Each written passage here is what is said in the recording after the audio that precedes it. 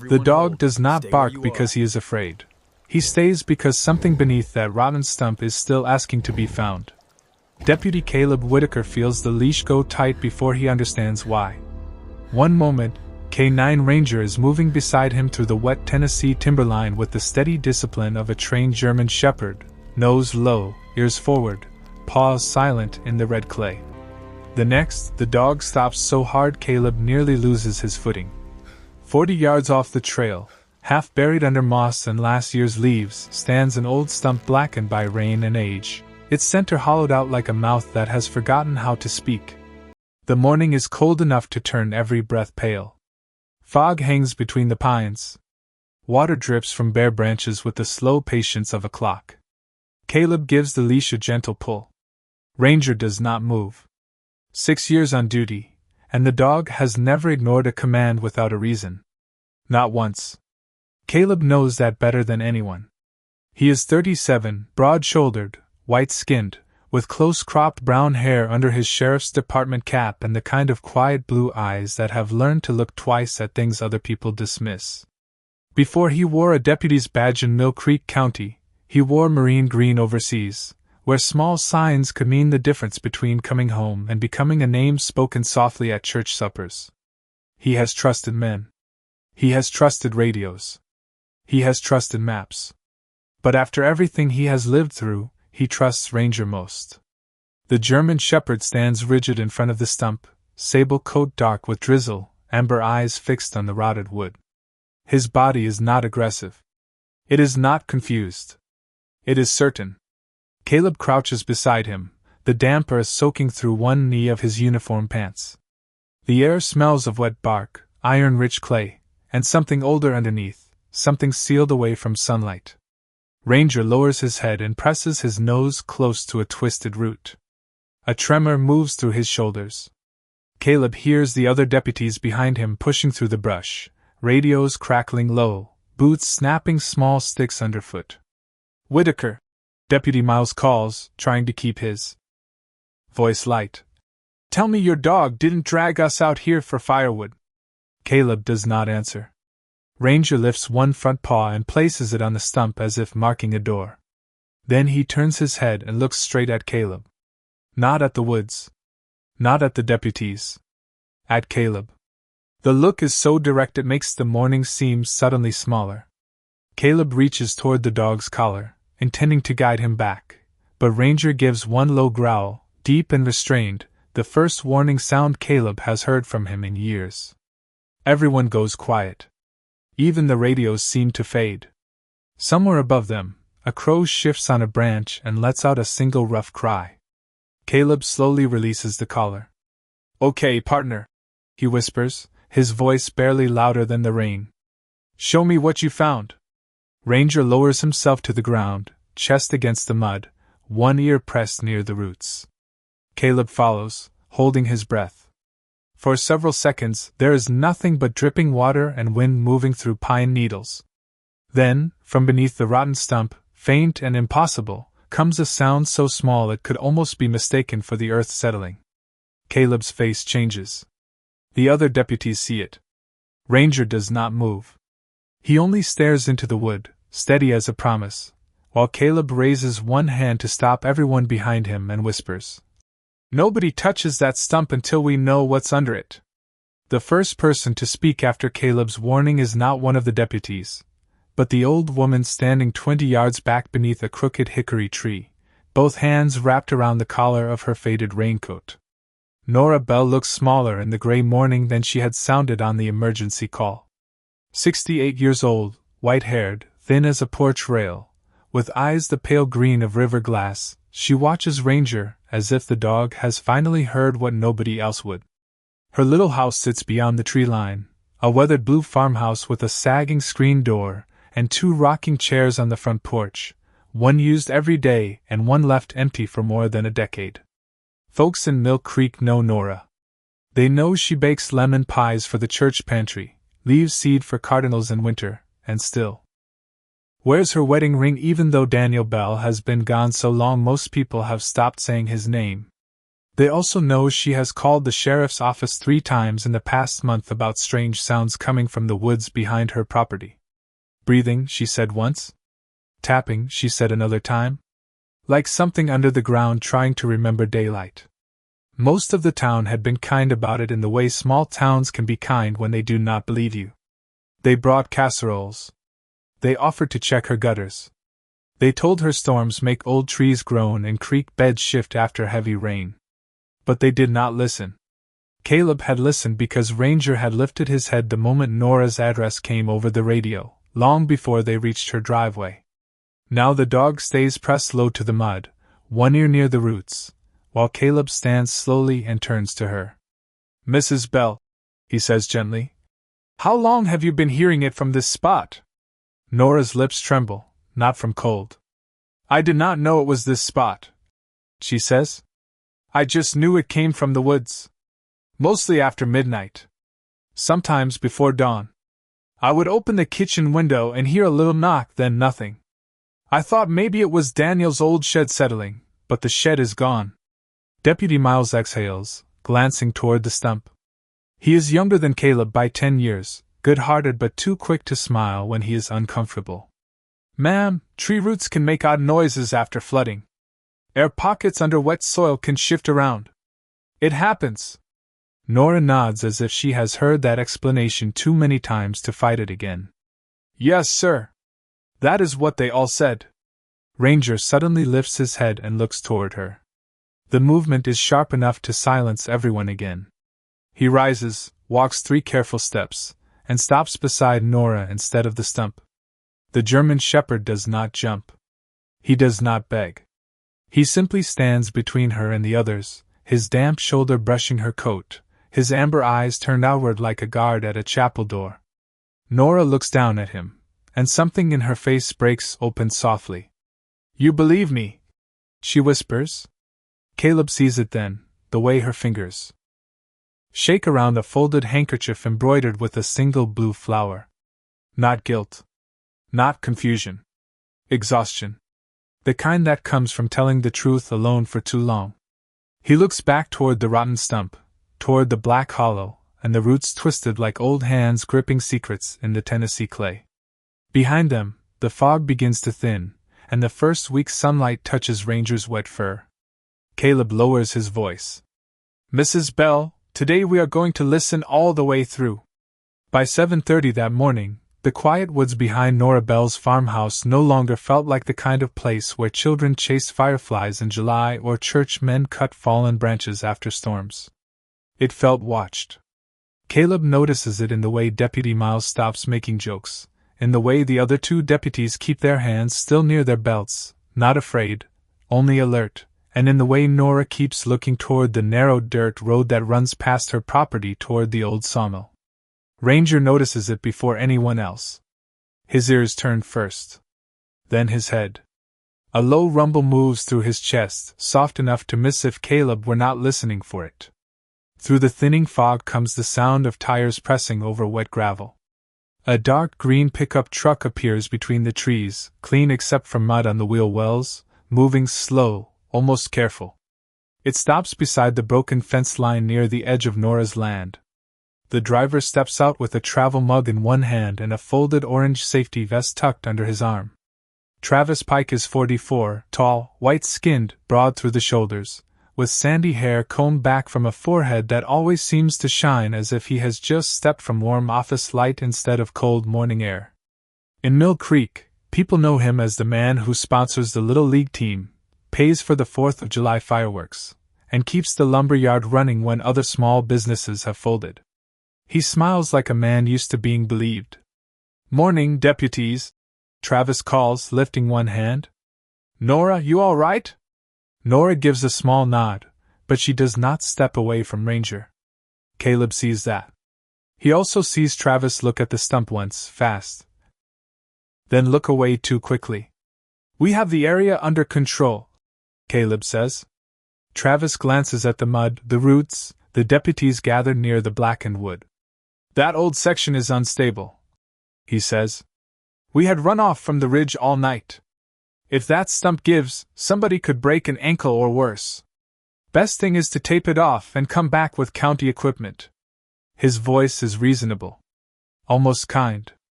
The kind of voice that makes refusal feel rude. Deputy Miles shifts as if considering it. Caleb does not. Ranger steps forward. Just one pace. His body angles between Travis and the stump, shoulders squared, tail level, eyes fixed. Travis stops smiling. The pause lasts only a second, but Caleb catches it. In that second, the woods seem to hold their breath. A drop of water falls from a pine needle and lands on the rotten stump with a hollow tick. Nora flinches. Travis laughs softly, but the sound has no warmth. That dog always this intense? Caleb rests one hand near Ranger's collar without pulling him back. Only when he is right. Travis looks at Caleb then, really looks at him, and something careful passes behind his eyes. Not fear exactly. Calculation. The old sawmill road lies behind him, washed pale by rain, leading toward the buildings his family bought after Daniel Bell disappeared and the property changed hands one piece at a time. Caleb remembers the file because every deputy in Mill Creek knows the story, even if no one talks about it much anymore. Daniel Bell drove away one November evening and never came home. No note. No clear trail. Just a truck found near the river and a town that slowly grew tired of searching. Ranger turns away from Travis and lowers his nose to the ground near the stump, tracing a line through the mud toward a half-buried strip of rusted metal. Caleb crouches beside him. The smell rises stronger now, wet wood, old clay, a faint sour trace of gasoline long faded into the earth. Ranger paused once, careful, not digging wildly, just uncovering enough for Caleb to see that the metal is not a root and not farm scrap. It is the edge of something flat, shaped, placed there by human hands. Travis takes one step forward. Ranger's head snaps up. Caleb raises his hand again, palm open, stopping everyone. Nobody moves closer, he says, his voice calm but changed. Not until I know why this was covered. Caleb keeps his palm raised until the whole line of deputies settles into stillness. In the Marines, he learned that panic wastes air, and in police work, he learned that quiet can make a truth nervous. Ranger stands beside him, every muscle controlled, his sable coat beaded with rain, his amber eyes shifting from the rusted metal to Travis Pike and back again. The dog is not confused by the woods. He is reading them. Caleb kneels lower and brushes wet leaves away with two gloved fingers, careful not to disturb more than he has to. The strip of metal widens beneath the mud, dark brown with age, squared at the corner, too straight to be natural. Deputy Miles steps closer and squints. Looks like part of an old hatch, he says, his voice lower now. Caleb nods once. Maybe. Ranger lowers his nose again, but this time he does not smell the metal. He follows something in the soil, moving slowly in a half-circle around the stump. His paws are gentle, almost reverent, pressing into the red clay and lifting away. At the far side of the roots he stops and sniffs a patch of moss where rainwater has collected in a shallow cup. Then he sneezes once and pulls his head back. Caleb knows that reaction. Ranger has found something sharp under the natural scent of rot and rain, something that does not belong to a forest. Old gasoline? Damp fabric. Metal left too long without sun. The same kind of mixed scent that clings to forgotten barns, rusted toolboxes, and things hidden by people who believe time will finish the job for them. Travis clears his throat. Deputy, I really do think you ought to wait. This ground is part of the old mill drainage line. Could be unsafe below. Caleb looks over his shoulder. How do you know what is below it? The question lands softly, but it changes the air. Travis blinks once. Everybody knows there used to be utility trenches back here. Everybody? Caleb asks. Travis lifts his mug toward the old road. My father worked the mill. I grew up around this land. Nora's face tightens at the mention of the mill. Her fingers close harder around the embroidered handkerchief. Caleb sees the blue flower stitched in the corner, faded but neat, the kind of work done by patient hands under warm kitchen light. Ranger sees it too. He turns from the moss and walks to Nora, sniffing the handkerchief without touching it. She lowers it slightly. "Daniel carried one just like it," she says, so quietly the rain almost takes the words. "I made a set for us the year before he disappeared. Mine had the blue flower. His had a blue letter." Deputy Miles looks at Caleb. Caleb does not move for a moment. He lets the sentence settle. A blue letter. A missing husband. An old mill road. A stump that grew around a hidden edge of metal like nature trying to cover a wound it did not understand. Ranger returns to the stump and begins his second pass, nose lower, breath steady. This time he finds a narrow crack between two roots and pushes his muzzle close. His whole body stills. The rain lightens to a mist. Somewhere in the distance, a church bell rings 8 times from downtown Mill Creek, faint through the trees. On the 8th bell, Ranger lifts one paw and taps the ground. Once. Then again. Not digging. Not scratching. Tapping. Caleb feels a cold line move through his chest. It is too measured to ignore. He reaches for his flashlight, angles the beam into the gap beneath the root, and sees darkness beyond where there should only be packed earth. Hollow space. Deputy Miles whispers, "That is not a root pocket." Caleb reaches for his radio with his free hand. "Sheriff, I need the scene secured and county forensics requested to Nora Bell's property. We have a concealed structure under an old stump, possible evidence tied to a prior missing person case." Travis's expression changes so quickly that most people would miss it. The friendly concern drains first. Then the polished smile. What remains is something bare and guarded. Ranger gives one low rumble, not loud, not wild, just enough to remind every human standing there that he has known the direction of the truth from the beginning. Nora's eyes fill, but she does not cry. She stares at the roots as if the ground has finally decided to answer a prayer she stopped saying out loud.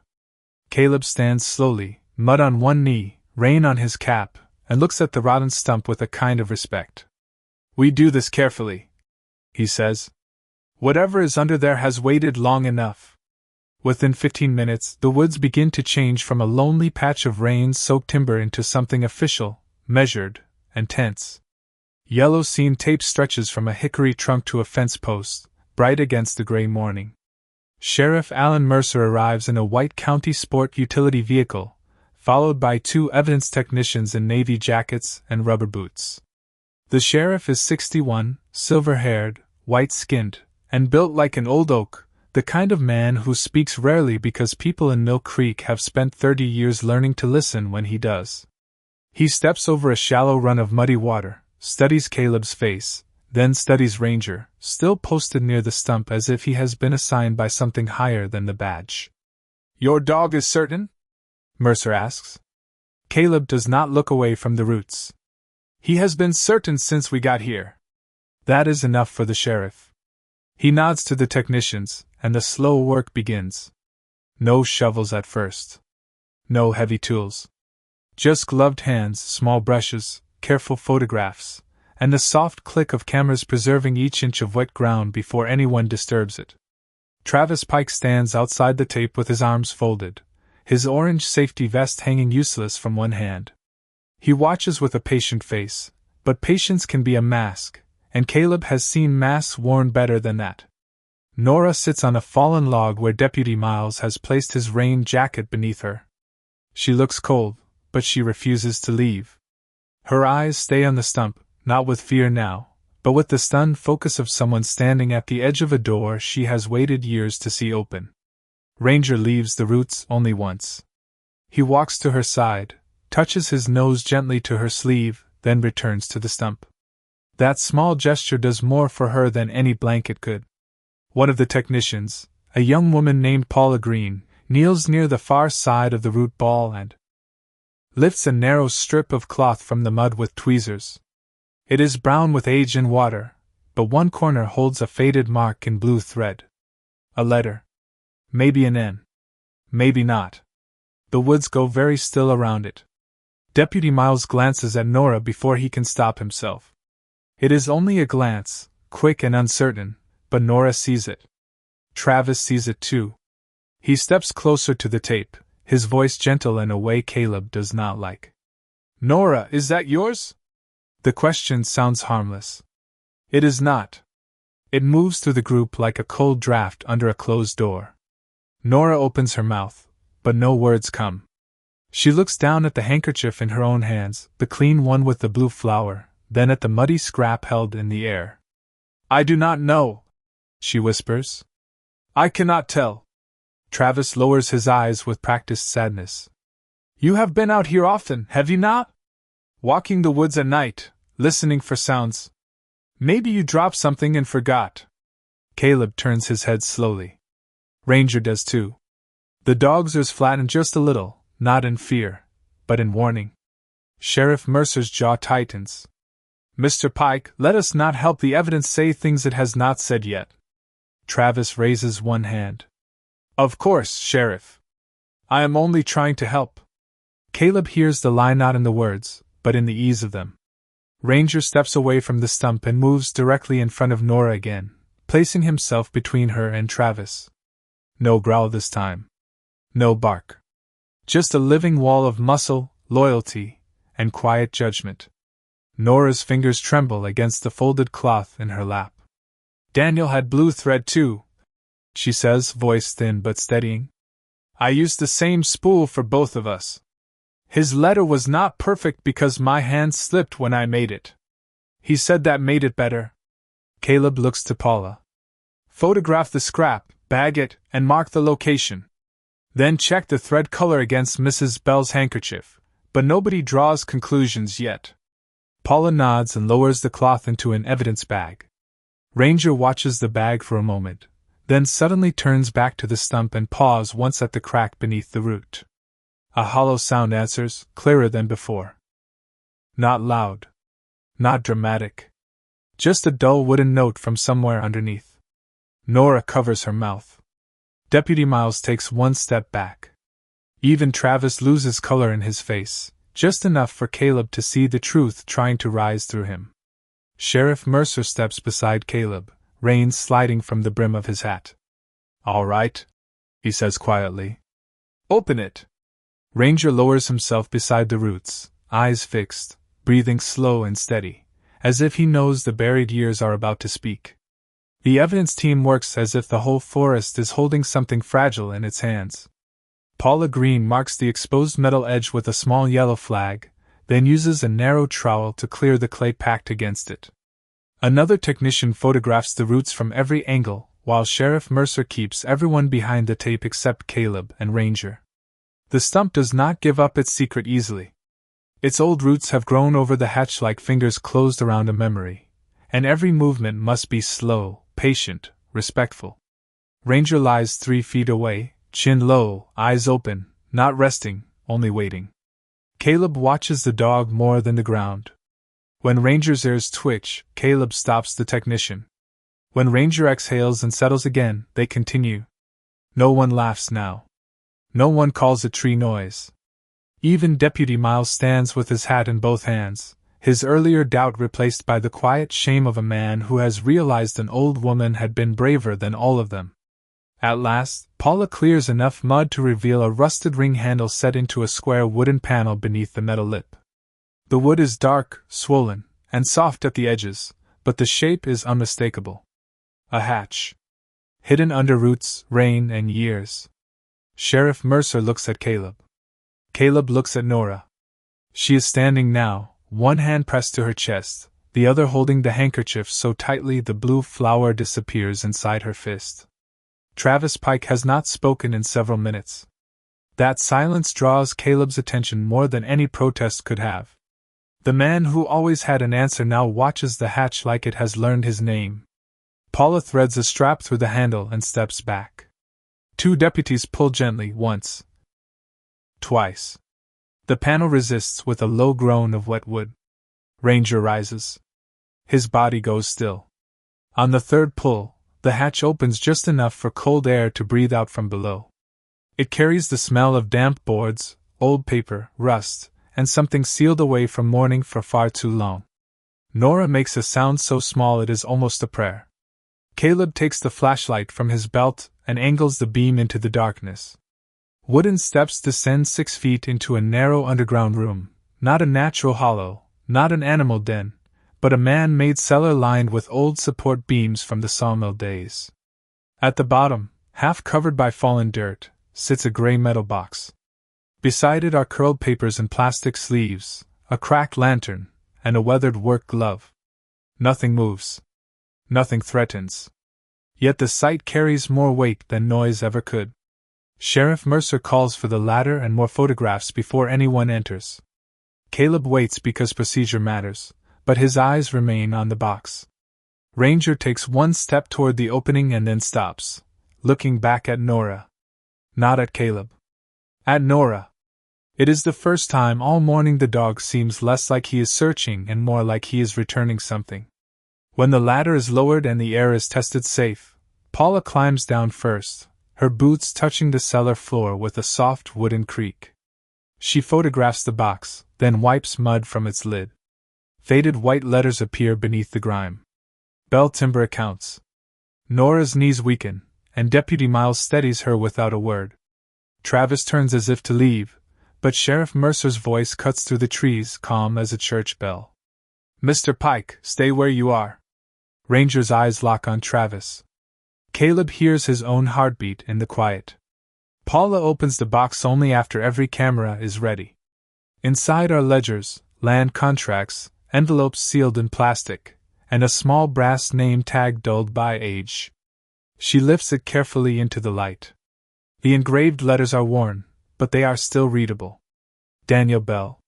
Nora closes her eyes, and for the first time since dawn, tears slip down her face without fear in them. Caleb looks at Ranger, standing mud-covered beside the rotten Stump, and understands that the dog did not bring them to a place of danger. He brought them to a place where the truth had been waiting to be treated gently. The name tag does not make a loud sound when Paula places it into the evidence tray, but it seems to land inside every heart in the clearing. For 12 years, Daniel Bell has been a question people walked around. A name lowered at grocery counters. A chair left empty at Sunday service. A photograph on Nora's mantel that visitors glanced at and then politely looked away from. Now his name sits in the gray morning light, dulled by time but still clear enough to make the whole county quiet. Sheriff Mercer asks Nora to step back toward the farmhouse porch, but she shakes her head once. Not stubbornly. Gently. "I waited this long standing up," she says. "I can stand a little longer." Caleb hears something change in her voice. Not joy. Not relief. Something steadier than both. Dignity returning to a place where doubt had worn it thin. Ranger remains beside the open hatch, his paws planted in the mud, his eyes moving between Nora and the evidence team below. He seems to understand that the discovery is not finished. The cellar still has more to say. Paula lifts one ledger from the box, its cover warped but protected inside layers of plastic. She reads the first page silently, then looks up at Sheriff Mercer with the careful expression of someone holding a match near dry grass. "Sheriff," she says, "these are land transfer records. Names, parcel numbers, payment schedules. Some of these properties belong to families around the creek." Travis Pike gives a short breath that almost becomes a laugh. "Old business papers. That is all. The mill changed owners more than once. You cannot turn dust into a crime." Caleb turns toward him. "Nobody said crime?" Travis looks at him too quickly. The mistake is small. Ranger catches it. His ears rise. Sheriff Mercer walks to the tape and studies Travis the way old sheriffs study storms, not with surprise, but with memory. "Daniel Bell was the mill bookkeeper before he disappeared," Mercer says. "You were working there then." Travis adjusts his grip on the travel mug, though. "It must be cold by now. I loaded trucks. I was 20-something. I did what I was told." From the open hatch, Paula's voice comes again. "There are signed statements in here. Copies of complaints. Notes about forged signatures." Nora closes her eyes at the word forged. Her handkerchief shakes in her fingers. Caleb feels the woods tighten around them. The old story begins to turn, not into something louder, but into something clearer. Daniel had not vanished from a life that made no sense. He had been following numbers, names, deeds, quiet theft dressed up as paperwork. The kind of wrong that never raises its voice because it does not think poor people can afford to be heard. Ranger suddenly steps away from the hatch and walks a straight line through the wet leaves toward Travis. Caleb does not call him back. The German shepherd stops 6 feet from the tape, nose lifted, breathing in the air around the man's boots. Travis stiffens. "Get your dog away from me." Caleb's voice stays calm. "He is on this side of the tape." Ranger lowers his head to a smear of clay on Travis's right boot. It is darker than the surrounding mud, thick with the same red tone found under the stump. Deputy Miles notices it at the same time Caleb does. So does Sheriff Mercer. Travis follows their eyes downward, and for the first time all morning, he has no ready sentence. The forest gives them only rainwater dripping from branches and the distant hum of a truck on the county road. Sheriff Mercer nods once to Miles. "Photograph the boots." Travis steps back, but Miles steps with him, respectful and firm. "Sir, please remain still." Nora watches the scene without anger. That may be the most powerful thing of all. After years of being treated like grief had made her unreliable, she does not raise her voice. She does not accuse. She simply stands beside the dog who believed her before anyone else did. Down in the cellar, Paula lifts a sealed envelope from the box. On the outside, written in faded ink, are 4 words. "If I go missing." Caleb reads them from above, and the breath leaves his chest slowly. Ranger turns back toward Nora then, as if the message belongs to her first. She presses the blue flower handkerchief to her lips, and the morning sun finally breaks through the pines, touching the rotten stump, the open hatch, and the dog who refused to leave until a forgotten man could speak again. The envelope is opened on the tailgate of Sheriff Mercer's vehicle, under a sheet of clear plastic while the last of the rain slides from the pine branches in silver threads. Nobody crowds Paula as she unfolds the letter. Even Travis stands silent now, watched by 2 deputies, his face pale beneath the calm he can no longer hold. The words inside are simple, written in Daniel Bell's careful hand. He had found records that did not match, deeds moved without permission, payments hidden under false accounts, widows and working families pushed from land they had trusted the mill to protect. He had planned to meet the sheriff the next morning. He never made that meeting. The letter does not accuse with anger. It only names what was done and asks that Nora be believed if he cannot come home. When Sheriff Mercer reaches that line, his voice breaks just enough for everyone to hear the man beneath the badge. Nora turns away, not because she is weak, but because 12 years of loneliness have suddenly been given a witness. Caleb removes his cap. Deputy Miles does the same. Around them, the woods seem less heavy, as if the truth has opened a window underground. Travis is escorted to a patrol vehicle without shouting, without spectacle, only the quiet weight of evidence following him through the mud. Ranger watches until the door closes, then walks back to Nora. He sits at her feet and leans his shoulder against her leg. She lowers one trembling hand to his head. "He tried to come home," she whispers. Caleb hears her and feels something old loosen inside his own chest, some memory of warnings missed and voices doubted. Ranger had not solved the whole sorrow. No dog could. But he had stayed where others walked away. And sometimes, in a world too quick to bury quiet people, staying is the first act of justice. By late afternoon, the rain has passed east over the hills, leaving Mill Creek washed clean beneath a pale gold sky. The evidence team remains in the woods until the shadows grow long, carrying box after box from the hidden cellar with the careful silence people use inside churches.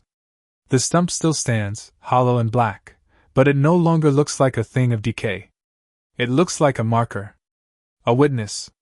Nora Bell sits on her porch with a wool blanket over her shoulders while Caleb brings her a cup of coffee from the deputy's thermos. Ranger lies at her feet, muddy, tired, and peaceful for the first time all day. His head rests on his paws, but his eyes stay open, watching the tree line as if making sure the truth does not wander off again. Sheriff Mercer steps onto the porch and removes his hat. He does not offer Nora easy comfort. Men like him know better than to place small words over deep wounds. He only says, "We will follow every record, Mrs. Bell. Every name. Every acre." Nora nods, looking past him toward the woods where Daniel's secret had waited through 12 winters, 12 springs, and 12 summers of cicadas singing over berry paper. "He was not crazy," she whispers. "And neither was I." Caleb looks down at Ranger, remembering every time the dog had refused to move, every low warning, every careful step through wet clay. Some partners chase. Some guard. Some listen to what the world has tried to bury. That evening, before leaving, Nora walks slowly to the edge of the yard. Caleb offers his arm, and she takes it. Ranger walks beside them without a command. At the old stump, she places her blue flower handkerchief on a dry root, not as evidence now, but as a goodbye. The woods are quiet. No tapping. No hidden breath beneath the soil. Only wind moving softly through pine needles and one German shepherd standing watch beside a woman who had finally been believed. Caleb kneels and rests his forehead against Ranger's. "Good boy," he says, his voice rough with something deeper than pride. Ranger closes his eyes for 1 second, leaning into him. And in that small silence, with the sun falling warm through the trees, Mill Creek feels the grace of a simple mercy. A dog stayed, a deputy listened, and a forgotten man found his way home.